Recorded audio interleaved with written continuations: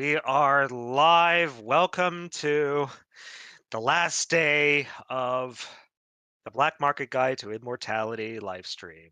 We are just a little 2 minutes under 16 hours from when this all goes kaputski, and we begin begin the process of putting together the surveys for everyone, possibly go into pre-order stage as well. But yeah, it's been 31 days since we first started this, and we're currently looking at a count of $113,000. Well, $113.6. Uh, all things considered, still pretty impressive, I would say. I'm joined, of course, by a couple of my project partners, Charlie, the layout artist, and Horkewnochiw, our consultant on Ainu culture. Eram Oh, karapte. howdy, howdy, howdy, everyone. Yeah, yes. Okay, so yeah, I figured this would be a good time for uh, just an informal chat. We can just kind of sh- shoot shoot the shit basically on where where we are, where we're standing, what we kind of expected, what we're hoping for as we go further in. Uh, guys, how are you feeling? I'm Char- feeling pretty good. Yeah, pretty excited where everything's at. Yeah, I know the both of you did. Well, Hokunochi, you've helped me a good deal with with a lot of I figuring out details of Ainu culture, and there's going to be more of that too. Just as through over the course of the remainder of this year. Just as we solidify more details on what more we want to include in the book. Charlie, you've definitely been the MVP here, helping set up the crowdfunding campaign, getting it together. Honestly, it's been a lot. This whole month has been a whole whirlwind of emotions, hasn't it? Yeah, yeah, it's been a lot of work. It's fun work. So, Oh, sure, but work is work still. So, yeah, I mean, I guess this is a good opportunity to just kind of uh, go into a little bit into our expectations, I guess. So far, it looks like we stand to. I mean, it depends on how today goes. They do say that the last days of the final day of crowdfunding, or the final several days, do tend to see a lot more people trickling in, which in the last couple days has kind of borne out to be true largely. But to what degree is always in question. Today, it's anyone's game today. But I'm hoping, I'm hoping that people are able to come together and we're able to clear the 120,000 stretch goal that we've kind of spiced the pot for. that'd be pretty cool. Uh, mhm. 10 variant monsters, two subclasses, and one whole one shot. That's the goal coming up.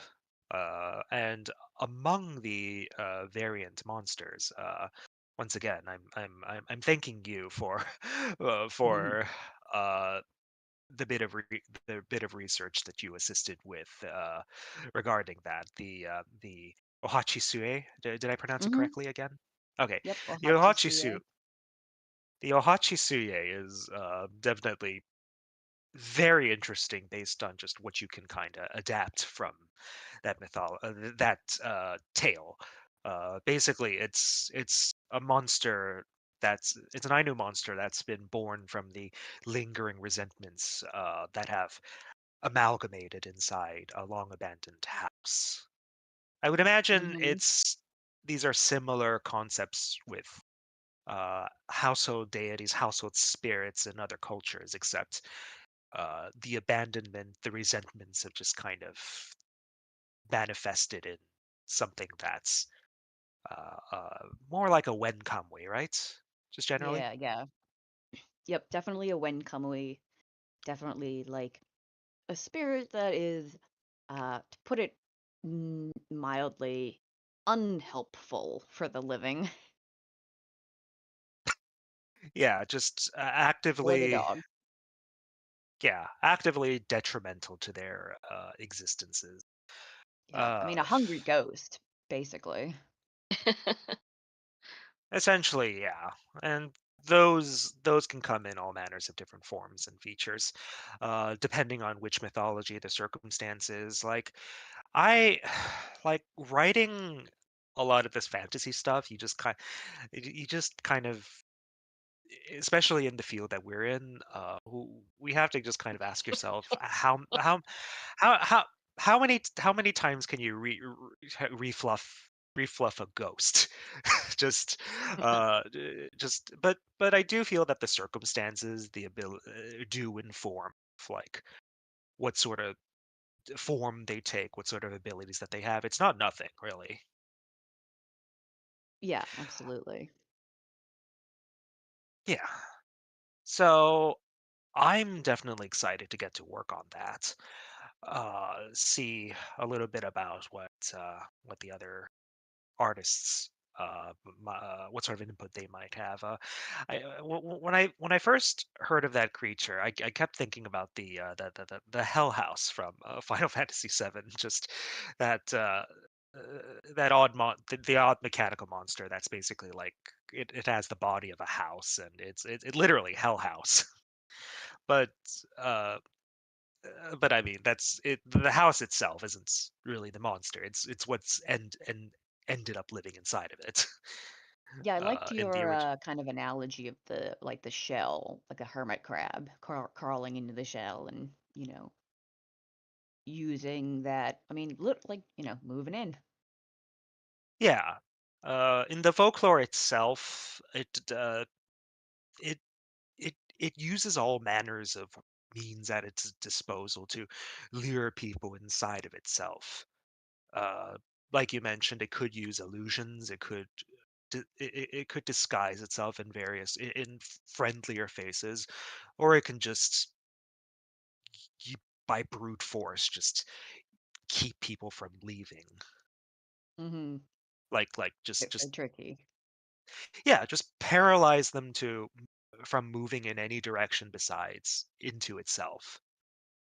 Uh, Yeah, but like in the story that I shared with you, the Wenkamui, this Ohachisie actually like reaches out and grabs a passing dog sled, um, to stop the second dog sledder from like following the man in front of him, but he doesn't seem to realize that the Wenkamui has like physically grabbed his sled. He's sort of like hypnotized into, oh, this old man wants a chat. Well, I guess I'll catch up with you and see what he wants. Of course, his I friend comes back to find an empty dog sled. I did notice that in the context of the tale itself, that he seemed like the way he was acting was contrary to the situation. Like you have a creature that is just gripping onto it's like if a stranger came up to your friend, grabbed them by your wrist and just would not let go no matter how much you pulled. And if your reaction was like, oh, he just wants to chat, then I think that's really understating that whole circumstance. Like you it is there it's it's somewhat subtle, just but the situation is just so the reaction. I mean, the It's eerie. situation is just it's very eerie. That's the word for it. It's not the reaction you should have in that sort of situation, but y- you don't really see anything that's it's weird at the moment. It catches you off guard, but yeah, no, Yeah. yeah, we've got a lot of stuff like that planned that we're kind of uh, hoping to put together, and I. I guess to get a little bit into where things look in terms of uh, just finances, since that kind of our ability. Uh, informs our ability to flexibly maneuver around the final stages of this project. Uh, I I suppose with everything after this, we're left with, I would say, around how much we would have gained before during the Undying Corruption Kickstarter. I mean, like, just we'll be around. I think we will have around 90,000 or 80, at least 80,000 to kind of work around with, since there's platform fees and then there's the marketing fees that we kind of have to contend with. It's just aspects of a project that's baked into this. Uh, I think, given that everything's large, I mean, a lot of like 70% of the arts, minus a lot of the new stuff that we're doing, has already been paid for, compensated for, just as we worked on this book. Uh, there's a bit there's a bit left to do, especially now that we have to consider the Pathfinder version, and I do want to finish up the Korean translation from the previous project as well. If I wanted to make good on all of that, I'm projecting, uh, like with printing, with fulfillment and everything, it's looking like breaking even would be around the 190,000 ish mark. We're pretty close, is what I'm getting at. So, in in that, based on that, I'd say we've been pretty successful here. Uh, Yeah. yeah, I mean, we've kind of been talking about this too, haven't we, Charlie? Just Yeah. our aspirations, just what the numbers kind of look like. Uh, like we said, they look good, right? Even like as we talked before we started this, even if we don't necessarily meet the golden amount where this is all completely paid for right from the get-go, which is always the dream, isn't it? I think we can maneuver this in a smart way where we can get to that, because there's still the pre-order phase and such. We can just keep generating buzz, interest about the book. There's always periods after the crowdfunding itself to make people more aware that, hey, now we actually have this printed. I mean, we actually have this funded. It's going to be a thing, but you can still get on it. Yeah, we kind of did that with Undying Corruption too. Like, I know we generated a pretty good chunk after the Kickstarter was over because we did pre-orders for the player's guide. I'm still sleepy. Yes.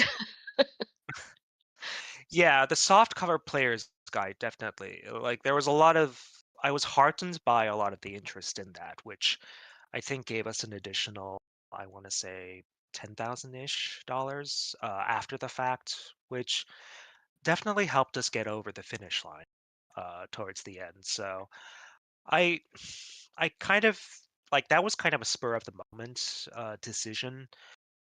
Definitely seemed like it was feasible, as long as we're already going to print the books. Why not? I'm kind of thinking, is there anything else that we might be able to offer in such a similar vein? The obvious ones are probably the art book and the NPC guide, but the NPC guide I kind of want to keep as a living document where we can continually update with new NPCs, with new art, just expand on because uh, something I've kind of thought about while working well, after in the periods after working on Undying Corruption is it's going to take a while to work on this world if like a lot of if we can only update it it's like every 2 or so years with these big projects. So what can we do that continually drives interest and enables people to helps people to continue supporting us as we build on more. And the NPC guide being treated as a living document where it would see monthly, bi-monthly or so updates seemed like the best idea to continually work on and get people interested in our building.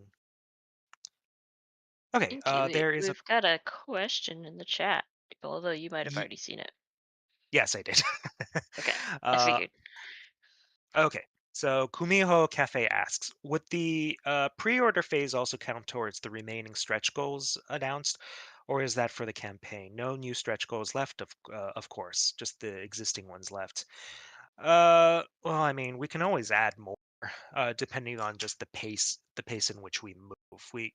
As far as the stretch goal goes, yeah, 130,000 is kind of, I, if we're fortunate, we're able to meet, make it to that point, but we'll see. I want to remain optimistic, but regardless, unfortunately, hmm. Actually, that is a good question. No, I, I, I, I think it wouldn't. It wouldn't take us too out of the way to just have it count. Honestly, yeah, yeah. We can make it count. For the 130,000, we're putting out printable item cards. Like this is Mithril Canvases, our collaborative partners. This is bread and butter. They put out a lot of item cards and such that people can kind of print out and work with, like through in-person games, or just having something physical is also nice, even if you're playing a digital game. So we'll be putting out like tarot card designs of our items and such that I think people like, especially for those who are already who are already following Mithril Canvas. Is that something that you could set up like the soft cover player's guide, like with Undying Corruption? Uh, as in like physical copies? Well, here's the thing with the item I cards. wasn't That's sure if that was like a physical thing that you're gonna print or if it was like a digital thing. Oh yeah, it would be a digital thing, like printable from the player side. I I don't. Yeah, like as far as physically printing those cards, to be quite honest, I kind of want to do some. I kind of want to delve more into physical collectibles. Because I'm realizing now after some conversations with people that work more with that as their trade, people still like having their little shinies. People still like having their math rocks that they play around with. Like even if you're playing a digital game, sometimes people do roll roll their actual physical dice for it.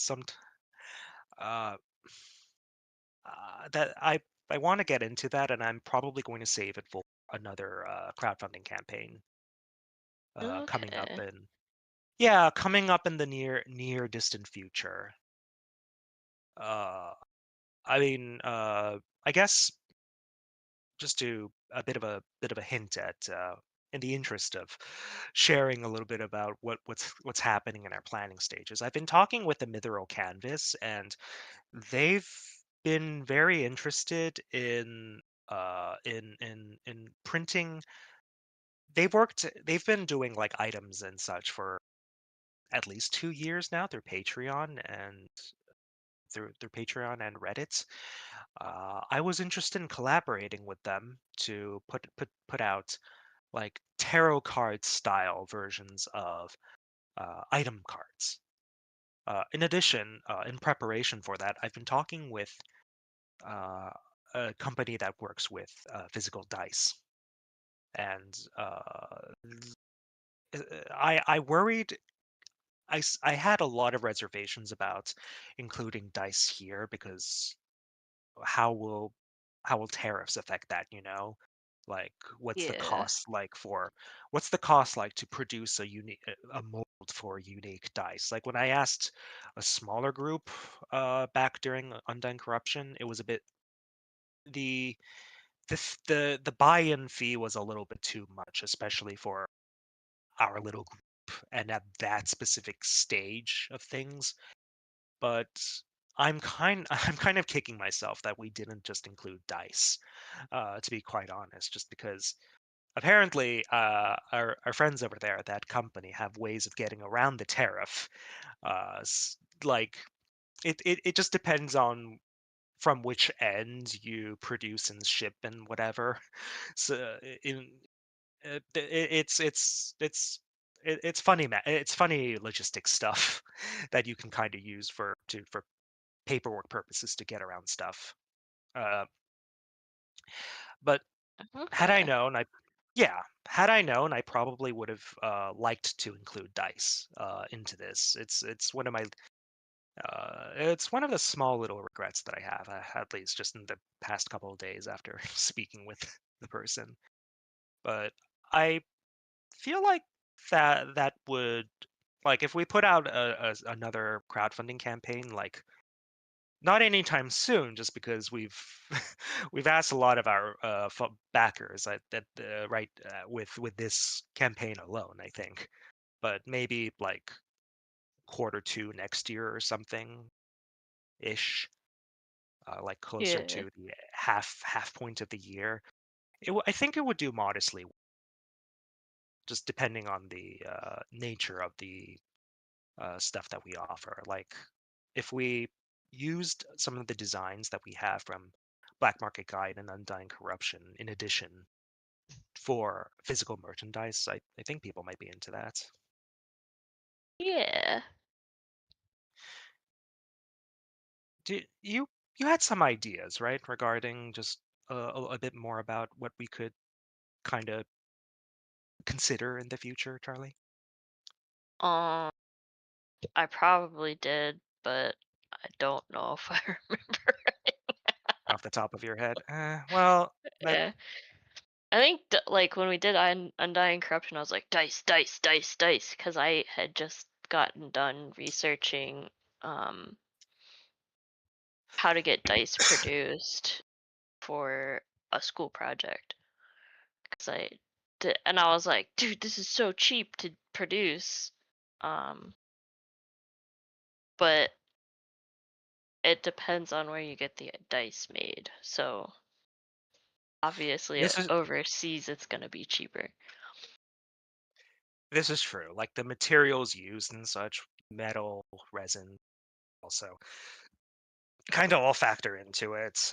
Don't start with gold and silver plated dice. Uh, what? Uh, those? Oh, what am I saying? Oh, like I'm sure that exists somewhere. Just Oh, fucking guaranteed. just got dang solid gold dice being offered. Goodness. Getting all soft, warped. Uh, so Justin Hoey asked a question: will BMG have maps for every story location? Undying. It's not a. It's not a adventure campaign like Undying Corruption was, so we don't really have much need for maps and such. However, with the one shots that we're producing, Legacy of the Wailing Souls, if we clear 120,000, yes, we will commission a map for that. Just because it's intended to be a dungeon crawl situation. Okay, Kumiho Cafe also asked, This is my first backing on Backerkit, so I want to know: is it possible to increase your pledge tier during the pre-order phase? Yes, yes, it is. I just have to unlock the feature, but yes, it is more than possible to upgrade whenever you feel like it. If you pay if you like, for example, if you paid for the pledge that you've chosen at earlier on, and you want to upgrade later, then I think at that point you can just pay the difference. Yeah, which I understand. Like, uh, to be quite honest, as far I think this campaign has been semi-resilient despite the current circumstances of the economy and such. Like, that's been the constant elephant in just people's finances, and just how much they're willing to sacrifice from their own end, which is why we always want to remain full of gratitude for everybody that was able to come together at this time. Or if not at this specific time, then later, towards the future. It's tough right now. It really is. Like, I certainly know it's, but really, I'm thankful that people have uh, decided to put their trust in us at at this time. Whew. Well, that's a lot of heavy talk. It's a good treat. It's a good treat. Hmm. Yeah, we are definitely looking forward to continuing our hard work on this project. Gem dice are a thing. The constant gigantic gold skin. uh, gem dice. That is crazy to me. Like, how is it That possible to get that? That stuff isn't meant to be mass produced, is it? don't It roll can't them be. don't roll them on the glass tabletops.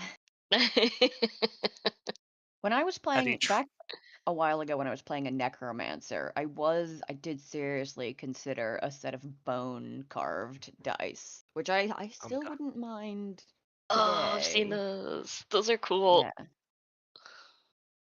So they are a little I don't always have dice money. So that's you just always kind of looking at these like, you can make so many cool ones nowadays. It's easy to just kind of scroll for hours and look at all the crazy options I got. Yeah, people come up with like really cool ideas. I think I've seen one that had SpaghettiOs in it, which I kind of just God. wanted for the meme of it. Oh my. Oh yeah, that one I remember. Okay, I remember that one. That's people can get very very creative with their dice, with their little math rocks. Uh, I it definitely is. I gotta The see a little bit more about what's out there, because it wouldn't conceptually, for an undying corruption style dice, like, it wouldn't be too much to have like a little greenish misty sort of effect going inside a clear dice, or or like having the togebi, like the togebi Mhm. inside, Oh the yeah, fire togebi mascot inside. that would be cool. Green, misty with like little skulls inside too. Yeah, yeah, I'm thinking about stuff like that. Like, it's like, it's doable. I would think it's just, there needs to be a will and there needs to be a way. The next campaign. It's good to have goals, Yeah. future goals. Yeah, it's under consideration, because I cheese dice, because I do want to, like, my goal for Nine Heavens Press while we're still in the indie scene is to put out uh put out a project, like, year, like yearly, as close to yearly as possible. Like even if it's a small thing, I think do just working on this stuff shows that we're still here, we're still active, and it certainly helps us keep the lights on and fund a bunch of different other things. So I feel like, yeah, uh, the next one could be merch based. We can put together some unique art for that as well, just to better market the whole situation. And I think people would be really into it. Maybe you could do like a couple different uh dice sets for like a as like if you do like cards or something and dice combined. This is me just brainstorming. Um Maybe for like stretch goals you can be like, "Oh, we're going to do like different sets for stretch goals or something." So you can be like, "Oh, here's our initial dice set, and then, if we get to this certain point, we can have like purple ones with skulls in them or something like that." And they can be like themed after different things in the world that you've created. Like you can have gumiho ones, you could have silky ones and stuff like that. Yeah, yeah, we can flavor them after specific characters or specific concepts in our story. Uh, eh, like, yeah, I mean that's certainly more than doable. I think pairing the item cards and the dice is a winning combination, just because the focus is kept on at at max like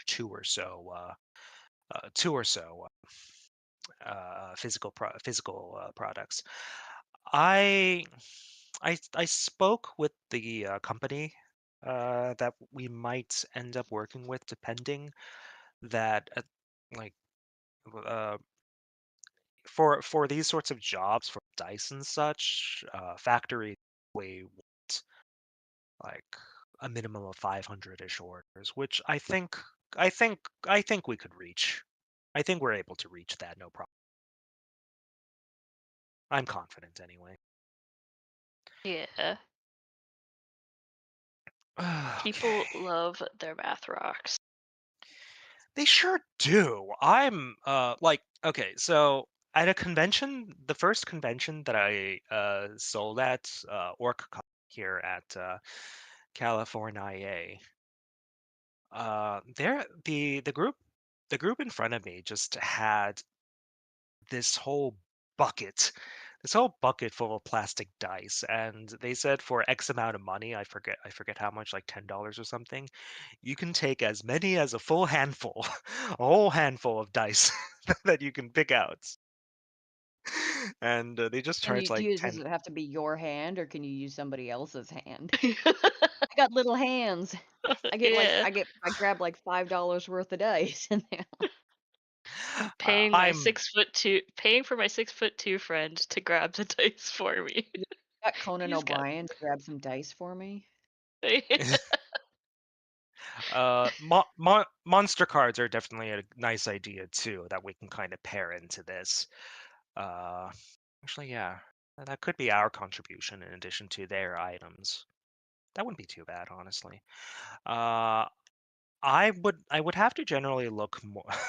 I would generally have to look more to like the world of these collectible cards, collectible.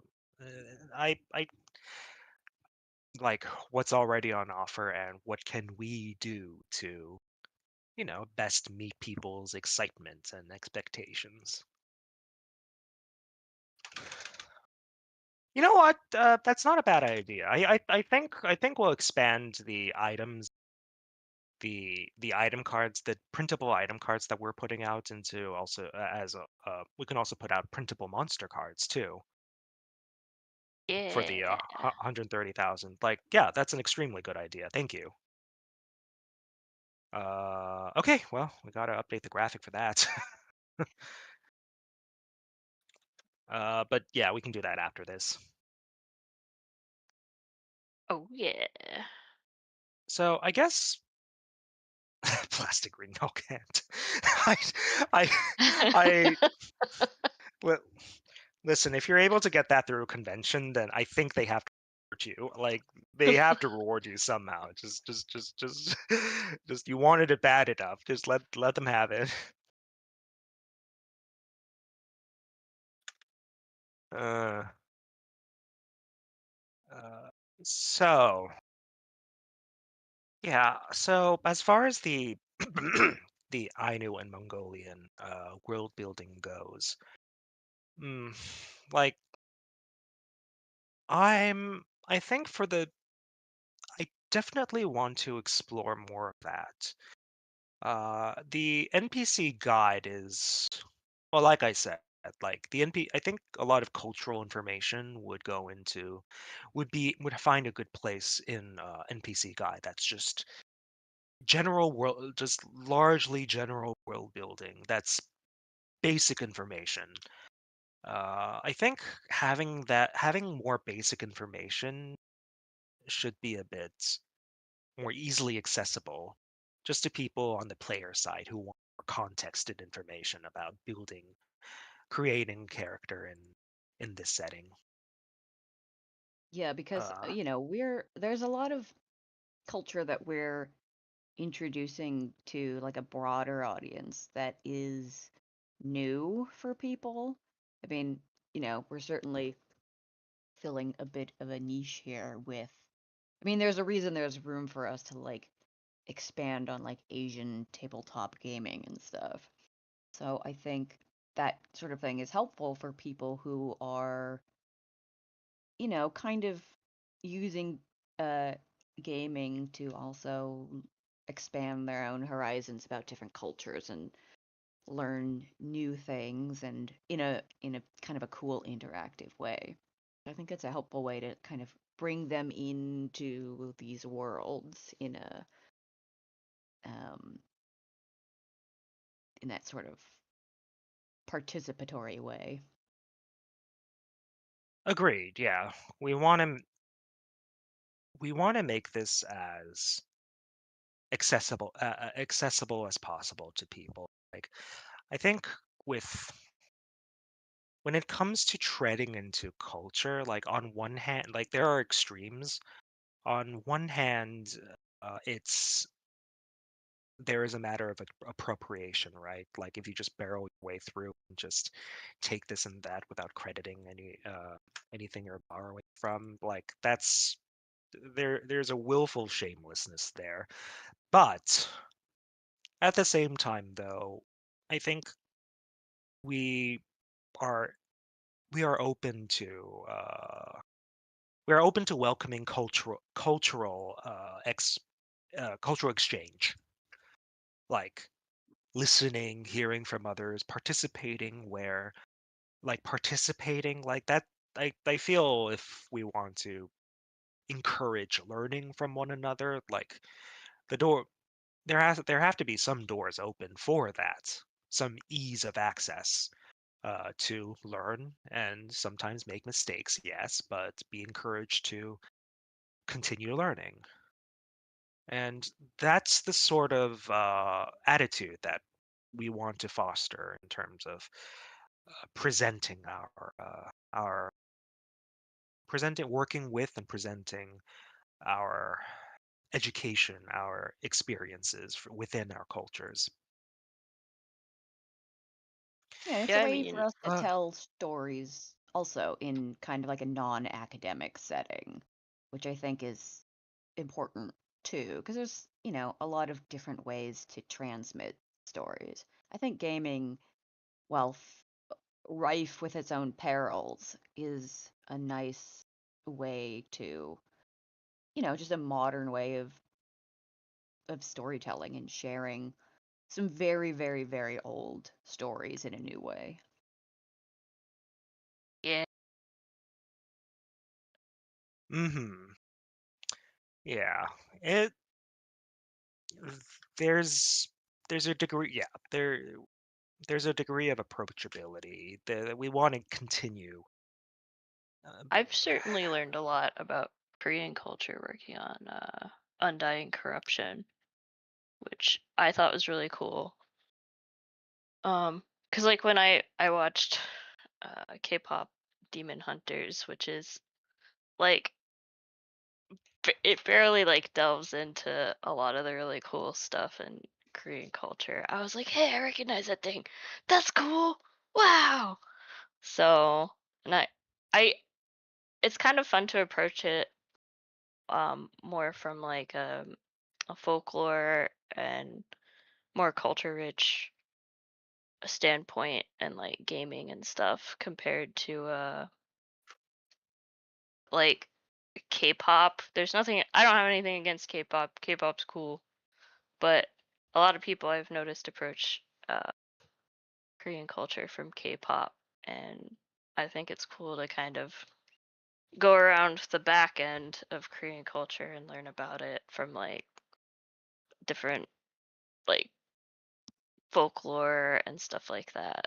'Cause I think you get a more rich understanding of those cultures learning about it with tabletop gaming and exploring the culture more.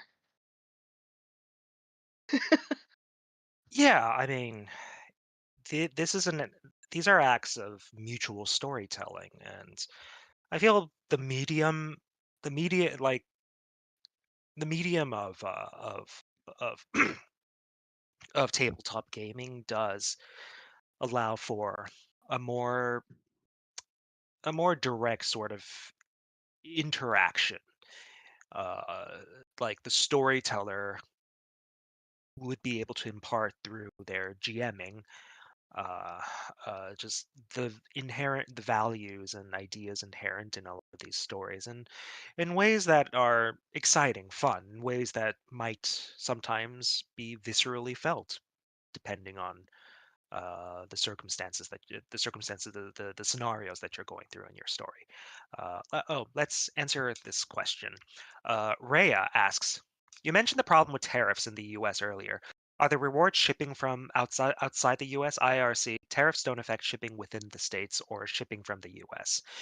Yeah, so this is another little peek behind the curtains. But Charlie, uh, we talked a little bit about printing, like the state of like different options regarding printing, where to print, like the costs of printing. Yeah, We so like I Minky's mentioned this before, and I didn't know this, but until Minky mentioned it to me, because Minky did the research on it. But books, so we print our books in I think Shenzhen or Shanghai. Don't remember which one at the moment. Um, and because of the state of the U.S., a lot of companies that are printing overseas, depending on what they're printing, is going to be susceptible to being tariffed as it comes in through U.S. customs. A lot of the tariffs get slammed on you when stuff is coming in through U.S. customs.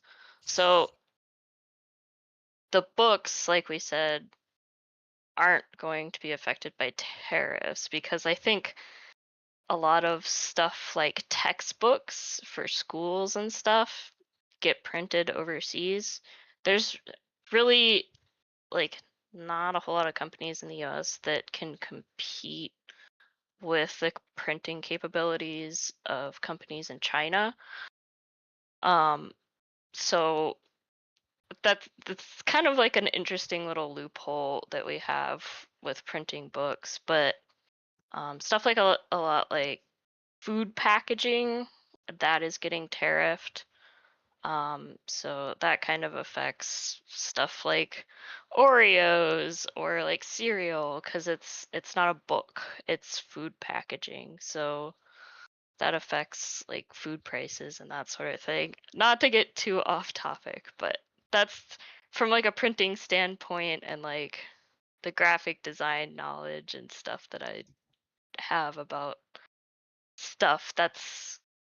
it's kind of how tariffs are going to affect things, and we've kind of tried to figure out like a little bit of a loophole on how to avoid getting tariffed on too many things by offering mostly like printed book stuff as a physical thing, and a lot of like digital items. So like the STLs for 3D printing, you can print the stuff at home. It's not affected by tariffs because you're printing it on your own 3D printer. Um, and like I don't know if the enamel pins get tariffed. They might not add up enough to be tariffed. I don't know. It's really strange what's getting tariffed because it's like you can buy electronics in Japan like for cameras like lenses and stuff, and those get tariffed at customs and that sort of thing. So I don't It know, is annoying, but tariffs are annoying and confusing and it's frightening, but our project shouldn't within the US be affected by tariff stuff because it's shipping within the US. And we have a distributor for Europe, so I think that stuff is getting shipped straight from China to Europe, so it's not as susceptible depending on your country. So that's my whole spiel. Thank you for your TED talk. Anyway, yeah. So Charlie gave a detailed explanation about what the whole logistics situation is regarding that. Uh, yeah, tariffs shouldn't affect this whole situation any more than it did before. Uh, as far as printing the books go, like statewide and such, we looked into that whole situation, but I mean, it's like I think you our group's experiences with printing North American printing hasn't been too great either, has it? Uh, you had the you have experiences with comics, Charlie. You mentioned that you had an experience about that in Ontario, right? Oh, yeah. Um, it wasn't I don't think the printer's in Ontario. They're in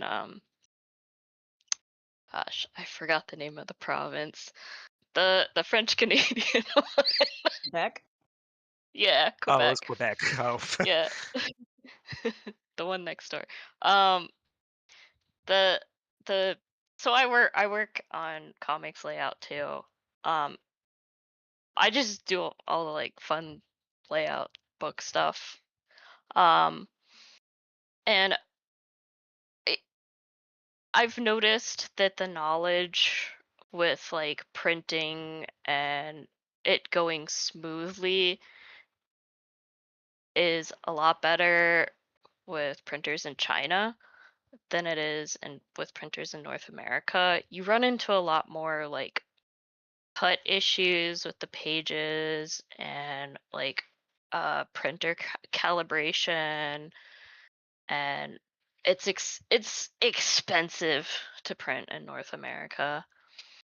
Um and I- it's like the comics that are being printed that I've done layout on are quite a bit more expensive than a single issue would be in a comic book shop, and that's because a lot of comics in comic shops are printed in China. So that makes it less expensive, and the paper used, I believe, makes it a little bit less expensive. Whereas I think North American printers use paper that's more expensive to print on, and it's like a thicker paper, so it's not as like floppy as a single issue comic. The comics mostly turned out okay, but this is my second time printing books in Canada, and the first time I there was just like crazy cut issues with the pages. Like things would be cut off, and you're like, What did you cut this with? A chainsaw?" So, I, yeah, it, it's drastic the difference between the quality of book printing in North America compared to China. Um, and they have all kinds of like really cool printers and stuff over in China and stuff. So it I've also worked at a trade show booth company, and we printed stuff in China. My boss grew up in China, and so she had the knowledge and stuff on where to find factories and that sort of thing, and communicate with the factories um, better than you know most people could. And it was drastic the difference. Uh, like we would print stuff on fabric and stuff like that, and like tablecloths and that sort of thing. And you know, again, the technology for printing in China was always better, and the colors were calibrated better. Um, Sometimes if we did rush jobs, we'd have to use an American printer, and the American printer always completely borked the colors, and customers would not be happy. Um, so more printing info, I guess. Yeah. Uh, essen- Essentially speaking, yeah. Uh, in order to, in order for we wanted to prioritize experience and quality, so we made the decision that we did ultimately back during Undying Corruption, and we've built a good rapport with the printing company. They're very strong with customer service, so we'll probably keep to them, given that their prices aren't that different from too different from last time, quite honestly. Yeah, I really like the printer that we went with uh, last time. So Yeah, I love that they're very personable in keeping us in the loop about where we are in terms of the steps. Just uh, they they they give you a very no nonsense, no frills analysis of what we need and what we need to do in order to make the book better, instead of just go in a total customer is always right, even e- even in matters of bad taste, sort of well, sort not of situation. Hmm? the nice thing about them too, compared to the printer in Quebec, is the they actually, like, when there's an issue with bleed or like cut on the pages, they'll tell you exactly what adjustments need to be made, like what measurements down to, well, everybody else works on the metric system, but they gave me a millimeter adjustment to make, and I was like, this is perfect. It's so accurate. And it gets everything fixed and in the right spot. Um, Whereas the printer in Quebec, they're just like, there's a problem, please fix it. And I'm like, But what in French. what are you doing over there? um, I I can't remember. Let me see if I can remember one of the recent problems. Um, I think there was like a problem with like the way a cover was designed, and they were just like, "Yeah, there's this problem with it. Fix it." And I'm like, okay, I guess I'll figure out what the problem is. So, it, whereas the printer in China, they like circle stuff and like give you like little lines on where things need to be and that sort of thing. So I appreciate the attention to detail on their part with like, hey, we need this adjustment so this doesn't get cut off. Hmm. So yeah, generally we went long. Generally, we have a decent relationship with them, so we'll keep to it just because we know that they can put out a good solid book. Anyway, Kumio Cafe. You talked about a soft cover art book. Any chance of a hardcover variant feature? Well, yeah, the art book, I guess we can do a print copy of, but uh, what do you think, Charlie? Is that something that wouldn't take us too out of the way? Um, oh, an art book is definitely significantly easier to lay out um than like a tabletop RPG book. So I mean, that would be pretty quick to lay out. It depends on if you want to if we have the funds, or if people want to fund a hardcover version of it or a softcover version, or print version of it. Um, so I I guess I'd have a better idea of kind of art book stuff once I get to layout on it. Like if we have like little text tidbits and trivia about designing things and that sort of thing. So Mm-hmm. I think I get. it's doable. It's just like the funds need to be there to print it, sort of thing. So Yeah, I mean, I think that is.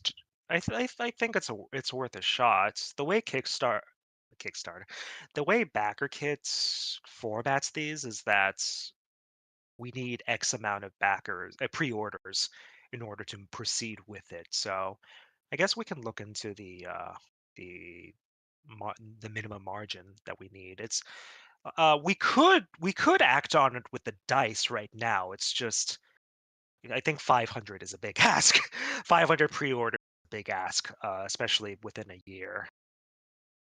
So in terms of staying realistic, the the physical copy of the art book would be a lot more doable.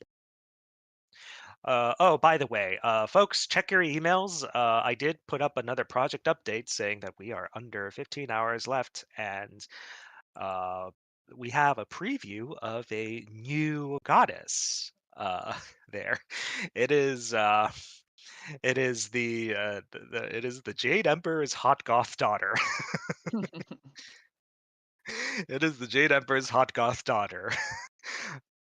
uh, I gosh, is there Drac? I know this is quite sudden. I'll I'll link. I'll post the image the PNG for. But is it possible to get it up on stream on chat? Okay, uh, give me. Okay, I posted it in our Discord chat. Yeah, I literally just got a work in progress of her today, or at least the colored version. So I I'm eager to share, quite honestly. uh, let's see. Okay, the librarian. I know that's off topic, but there's a Korean action RPG Dark Souls releasing that's gotten me. Which one is this? I'm interested in knowing. Oh, hardcover copy of the player's manual. No,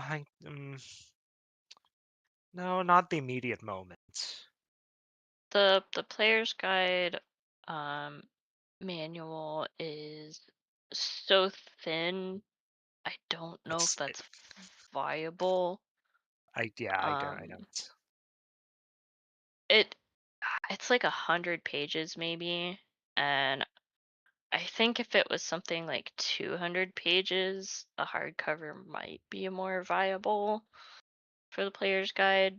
Um, there might be something we can do in the future where, if we have other projects that end up with um, more classes and stuff that would be contained in a player's guide, maybe we could combine it into a hardcover player's guide or something. that's up to what Minky wants to do. Yeah, I'm thinking it's more feasible to do a soft cover of the art book, but the hardcover I don't. But but Uchi, the Wayfarer. Yeah. So Chan Uchi is one of the couple. Oh, thank you.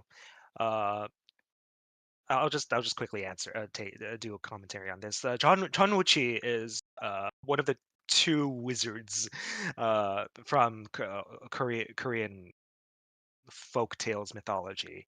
Uh, I apparently, yeah, he was an actual Taoist scholar, but there is there's a story that he was given, like he met with a nine-tailed a kumiho, a nine-tailed fox, and was either given a star or he received a fox mark, which enabled him to do all kinds of miracles. He's he's also seen as a bit of a trickster figure. Both of the wizards in Korean mythology, Chonwuchi and uh, oh gosh, I'm blanking on the name. I'm so bad with names. The other one, trickster Korean mythology.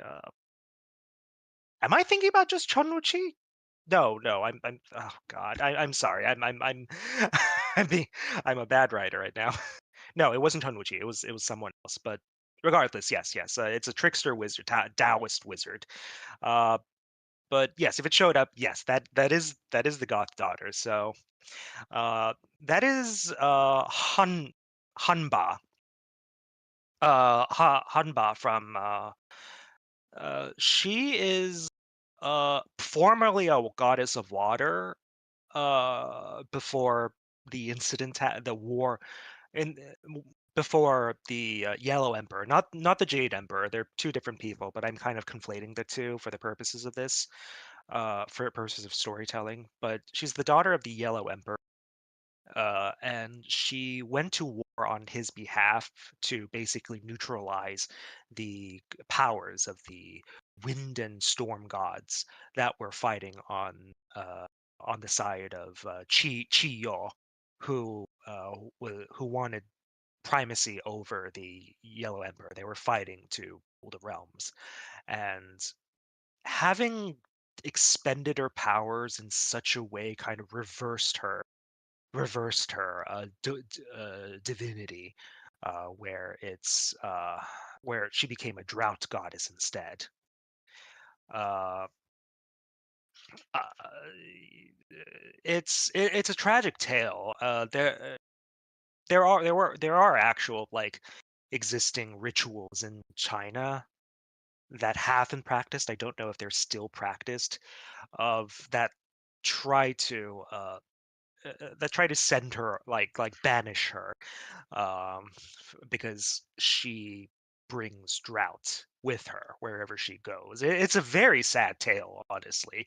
I took notice that there was a like a no, I don't know if it was an opera. There was a short like play about her that was about her wandering the realms trying to find a place to belong, despite having nowhere that she's compatible with, and it's about her just coming to accept herself. It's a play that was produced in China. I quite love the story. I wanted to include her, especially since apparently she has a conceptual connection to Zhang Shi. Like apparently she's considered one of the few progenitors of the Zhang Shi. Yes, this is the goddess that we talked about. Uh, but yeah, very very sad story. I think she's most on the alignment spectrum in D&D. A lot of necromancy, death gods do fall under the neutral side, and I think that's kind of where she is. Like, she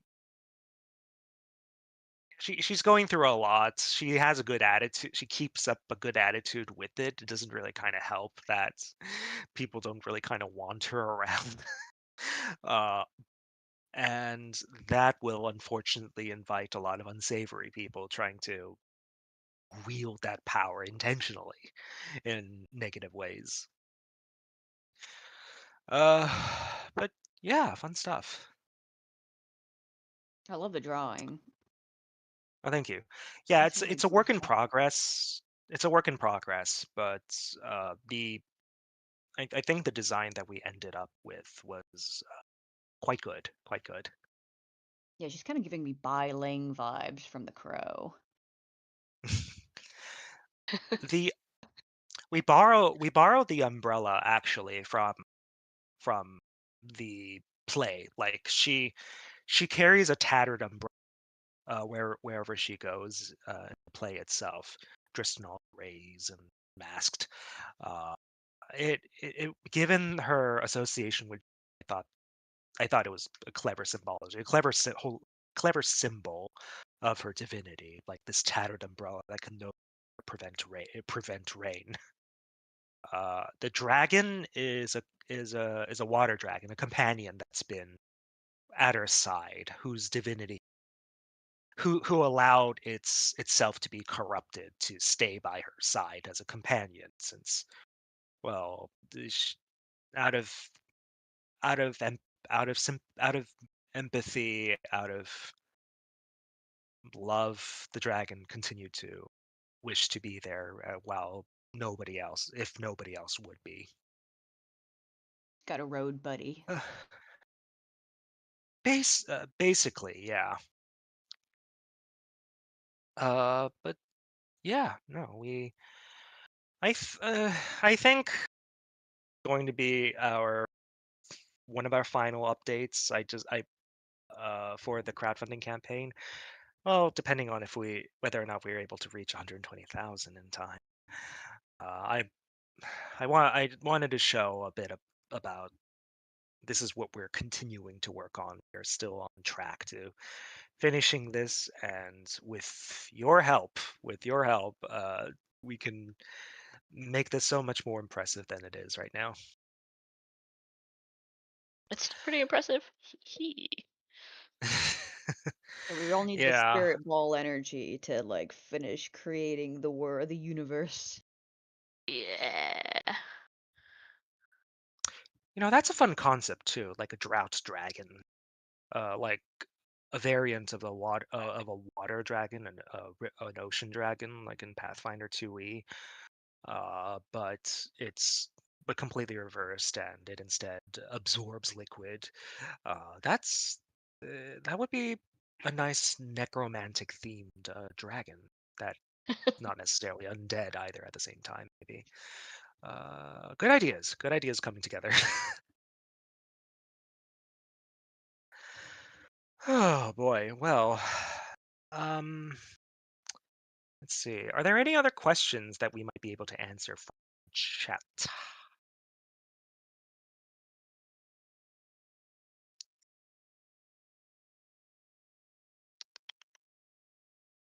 Hmm, I think we talked quite a bit about just the nuts and bolts of crowdfunding. Oh, I guess how much work is left? Oh, will there be new subclasses? Yes, yes, yes, yes, yes. We already have the art of the labyrinth tactician. I mean, the art of the labyrinth architect. Uh, that has been updated. It's The concept is that you are literally the dungeon master. You use a degree of geomancy, like actual terramancy, geomancy, like actual manipulation of earth in order to make mazes, uh, make make mazes, walls that shape the battlefield around you in such favorable ways. And also, you have a little backdoor key that lets you move through the walls as will as your own personal as a bit of your administrative privilege there. It's meant to be very what's the word that I'm looking for? Battlefield control heavy. That's the sort of play style that we're going instead of mostly just like offense or such. It's defense and utility based is what I'm thinking about. Mostly curious, is there a playtest schedule for each drop? Okay, so given that we're in a bit of an interesting situation here where we are uh, asking people to vote on which subclasses and which heritages that they want, we will be we'll have to release this in bits and pieces instead of just all at once. Uh, we will try to update you guys on a monthly basis, like at the end of October. Towards the end of October, ideally, or start of November, I want to get like a more fleshed out playtest guide for digital play for everyone to see. Uh, I want to make sure that the editors have a shot uh, at looking through, seeing like really going into existing issues and such, like mechanical issues, game balancing issues, the larger stuff that we haven't considered. Uh, but once that's completed, we will be able to send these out and play tests in bits and pieces. I know it's crazy to ask, but since the Kickstarter has done so well, is there talks of a third book? Uh, we're going to do small for the time being because I'm thinking I'm thinking that's what I have to. I mean, we want to build more of a ground game, basically. We want to put out stuff, little bite-sized stuff that people can easily access. Like it's good, it's fun to do these big books, these big projects. I think I've organized this stuff in such a way that is able to let me like handle the degree of ambition that I tend to let myself get carried away with during projects. But what I really want to do is just put out a lot of smaller projects before putting out another big one, which the one shots and such I think will assist me with. Plus the merchandise stuff is what I want to look into as well, just to get a solid a more solid storefront together. Uh, well, while we're at it, actually, while it was on topic, let's go to the polls. Let's see how the polls are doing. There are we only have not much time left. So, from among these core species, this is for 5e. Which would you like? Which would you like a game unique lineage alternate trait set for? Dragonborn is by far and large number one. uh, Go t- Dragonborn. Tiefling is. Oh, by the way, Charlie, I think I'm going to commission you for the Imugi Dragonborn. I think you'll have fun with that Oh, because yeah, I'd love to yeah. draw a Dragonborn. hmm Uh, we'll talk about that in a bit later. Tiefling is number two. I think we're going to go with the Mara lineage Tiefling, just because, well, buddy, Mara canonically has so many children, so many children. So, uh, the number three is Elf. That one surprised Ooh, me a little bit. that's interesting. Yeah, I'm slightly surprised. Were elves this popular all along? Elf is your I classic basic. It's like your basic black in your wardrobe, you know? It's always gonna be popular. well then what's human? Nobody likes humans. What are you playing fantasy games with playing a human for? I mean, what even is a very human? Oh, I have ideas for that. Like uh, like like literally like Underdark human did exist.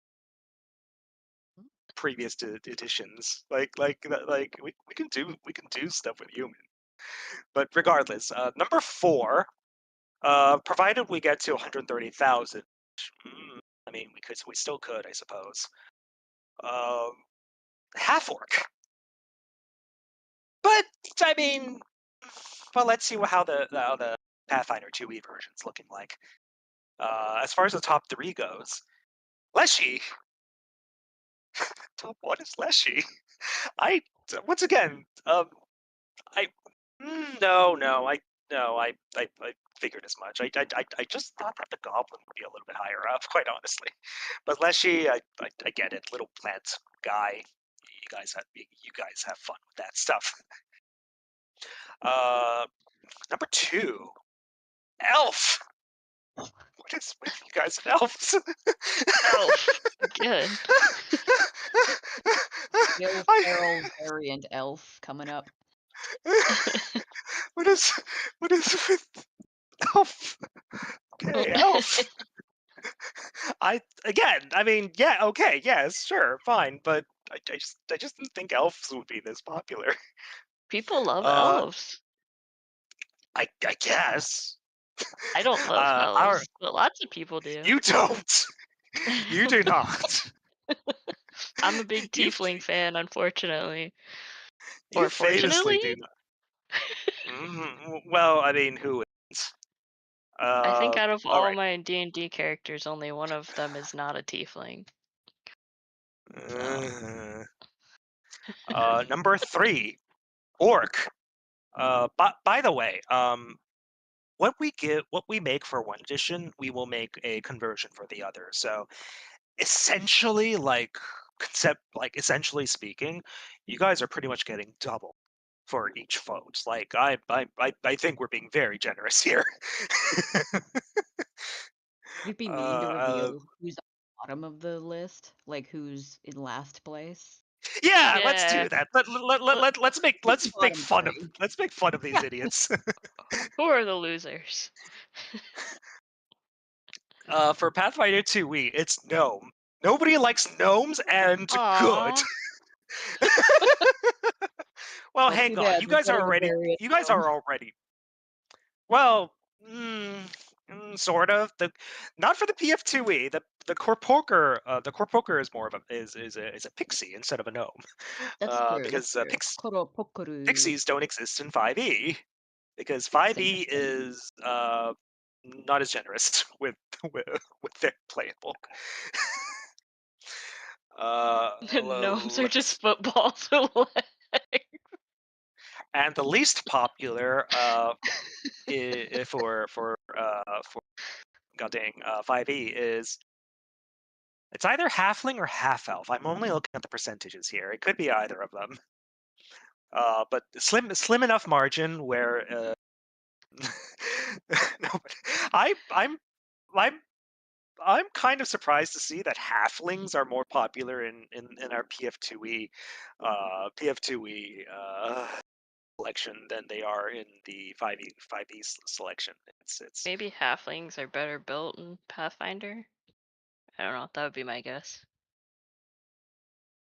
probably I can't really say. Okay, so let's before I move on to the next category, let's answer some questions. Let's see, what sort of question did somebody have? Is Mara the Korean Khan where everyone is? Funny enough, when we design more of the Mongolian setting, we will absolutely need like an analog to Genghis Khan, just because Genghis Khan's legacy is just so vast that Mongolian identity is very much built based around his accomplishments. Like that is inescapable. So there will be we might as well just put a background there saying that you are Genghis Khan's child. That goes for Or- everybody in the world, probably. Everyone is Probably. like 1/100th Genghis Khan. I, I guess. It's not even worth putting into a background, I guess. um, With pledges being open to upgrade during pre-order, how would that affect the logistics of the tiers that include adding things to the book? Okay, yeah. So you're gonna have to give us a little bit more time with the commission section if you change it like then and there. Uh, I like because we're doing a commission based off of stuff that you suggest to us. So we we'll need the time to put it into sketch, put into labor, see whether or not it's feasible. Like, I guess for the moksha section, just because that stuff will be included into the book, we'll probably have to make a cutoff point somewhere on that. The others are fine, but the moksha tier maybe we'll have to do a cutoff, unless you're okay with just doing a regular commission. That's also an acceptable compromise. Okay. Other questions? Other questions? Other question? All right. I think that was it. Can we vote for Minki, our resident narrator, to become a plushie? You can vote for it, but like, I guess we're I guess you just know we have veto power.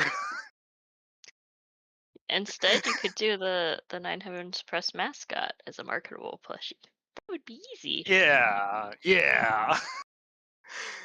That's what Anyway, Minky looks like in real uh, life. It's just a portrait of him. it really is. Okay, which classes are our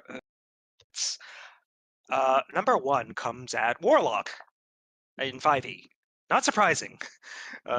Really, truly not surprising. People That's love a having sugar corruption daddies. warlock. The art on that guy We was already. really cool. Oh, thank you. Yeah, Jin Blaze Malefica did fantastic work there. Uh, Warlock. We'll come up with something else there. I gotta consider some stuff. Like, the more specific we get to it, I'm sure I can think of something. Uh, Number two, Rogue. Rogues? Well, I mean, rogues are, as far as marshals go in 5e, rogues are pretty strong. Yes. I guess I shouldn't be too surprised. 5e players do like playing rogues. Everyone likes stealing shit. Oh yes. Yeah, it's the best part. And number three is a tie between cleric and wizard. Cleric and wizard. Well, uh, I mean, they're both the same things, aren't they? just different flavors. No, but really, yeah, we'll take a look at what the final tally is there and make our decision. Just make our moves on which one to adapt in earnest after. Okay, so at the last is the fighter. vanilla ass fighter. Uh, even barbarians is higher up there. Bard, I I'm mean, kind they of do. surprised to see. Hmm? Oh, I mean, barbarians have so much flavor. I mean, a lot of the It's true. martial classes do have a lot of, even, monks. You get such a visual in your head, and then it's like, fighter. I'm a guy that punches stuff. You figure it out. Exactly. Yeah. Uh. Okay. So Pathfinder 2e version. Let's see. Number one is Gunslinger. This surprised me. This surprised me. How is that I getting adapted? oh I have ideas. I've got Nice, that. Don't worry. nice. Uh, Gunslinger. I wouldn't have pegged it for the most popular. I'll be honest. At least among our little sample group. Maybe people want to see a Uh, firework gun. Want to see how I that would work. guess. Ooh, that would be cool. No, Firework Gatling gun. Oh, maybe. I mean, I gotta look into it more, but is there a gun in Pathfinder 2e that lets you do splash damage when a shot lands, or do you need a specific ammunition for that? One or the other. Number two. Number two is coming at 8%. The Psychic. That one I'm less surprised about. There's just a lot of flavor rated into Psychic. We do have our Spiritual Psychic ready, so I got to think about something else there, I guess. And number three, if we clear 130,000, is less than a 7%. Wizard. People just people just love wizards. People like yeah, I mean wizards are just kind of if you know how to play the game how it works, then that's that's the one you want to go to if to feel generally powerful, I suppose. Okay. And at the losers list, coming in last, let's see. Pull it back up. I was looking at something else. Anyone any guesses? Is it just going to be Fighter again? That's my guess. Let me see here. Come on, come on, come on. Back into the polls. Come on. Boy, boy, boy, boy, boy, boy, boy, boy, boy, boy, boy, boy, pee pee poo poo. At 0% Commander. Oh yeah, I mean, that's not as fair to that's not super fair to Commander just because it just came out. I Although was wondering if it was gonna Guardian, be like a unique, like although Guardian Pathfinder. also did come out, but it's already at 2%. So, what's Commander's excuse? Uh, but yeah, otherwise all the ties are at the 2% marks, which is Bard. Nobody likes Bards. Champion, Exemplar, Guardian. Yeah, well, I mean, yeah. Magus. Huh. Expected a bit more from Magus. Oh well. Huh. Fighter Are isn't. bards just like not fun in Oh, Pathfinder? I don't know. Oh, okay. Here's what happened. I didn't even put fighter here. Well. Here's the thing. Here's the thing. Nobody's gonna pick fighter. No. Hang on. In my defense, fighters don't even have subclasses. They are the feat class. They are a fighting feat class. You pick and choose, customize what you want by the feats. They don't have archetypes or subclasses.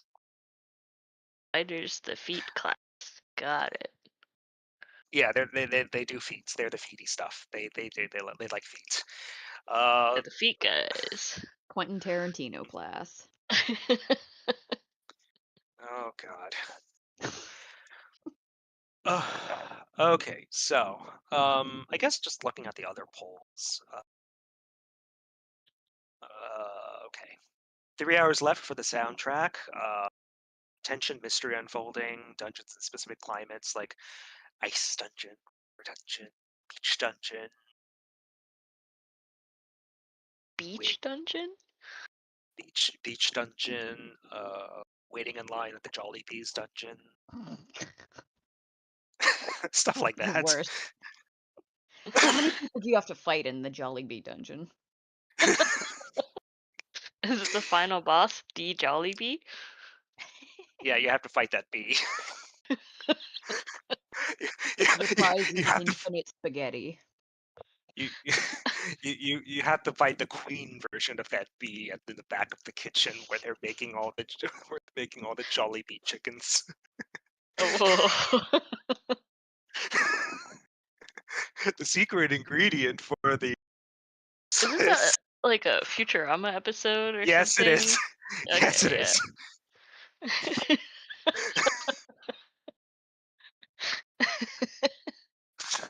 Okay, so excuse me. If we made a new one shot, which tiers of play would you prefer? Levels 5 to 9. Yeah, this is super surprising. People people are generally most comfortable at levels 5 to 9 or ranks no it's levels yes levels 5 to 9 just because it's where stuff starts kicking off but you're not it's where stuff starts popping off but you don't necessarily feel so powerful where that you can just steamroll through a lot of stuff not that I mean balance-wise, it's more of an issue in 5e where like you just like everything's so unbalanced in 5e in your direction, the player's direction, quite honestly. Like if you die, then that's quite surprising on you. Not as much in Pathfinder Skill 2e, issue. but yeah. The least popular is tiers levels 1 through 4 because who else wants that vanilla experience? You play enough of that in Pathfinder Society or dungeon dungeon master dungeon league DM. Uh, but yeah, I think that brings us up to date. Does anyone have any final questions as we make our way into 114,000K? 114,000?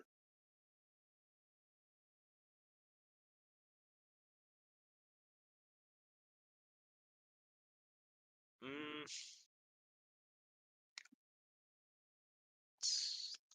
doesn't look like it at the moment. Okay. Well, everyone, thank you very much for joining our conversation.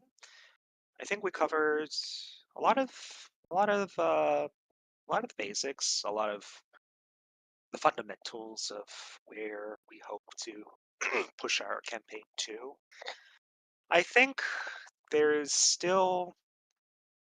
I had hoped that we could conclude at like around at least 150,000, ideally, just to offset a lot of the crowdfunding fees and such. But I think we're close enough where if we play our cards right with pre-orders and such, it should be fine.